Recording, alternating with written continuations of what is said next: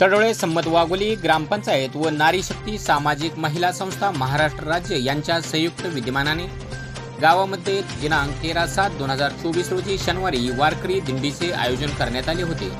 या दिंडीमध्ये गावचे ग्रामस्थ, भाविक भक्त, सरपंच नानासाहेब बडेकर, सर्व पदाधिकारी, जिल्हा परिषद प्राथमिक शाळा मुख्याध्यापक, शिक्षक व विद्यार्थी, सौ वैसलाबाई भोईटे विद्यालयाचे मुख्याध्यापक, शिक्षक, विद्यार्थी तसेच अंगणवाडीतील सर्व शिक्षक, बालगोपाल यांच्याबरोबरच नारी शक्ती सामाजिक महिला संस्थेचे सर्व पदाधिकारी यात सहभागी झाले होते। या दिंडी सोहळ्यात पारंपरिक पद्धतीने घातलेला पोशाख तसेच मुख्य हरिनाम यामुळे अवघे वातावरण पंढरपूरमय झाले होते।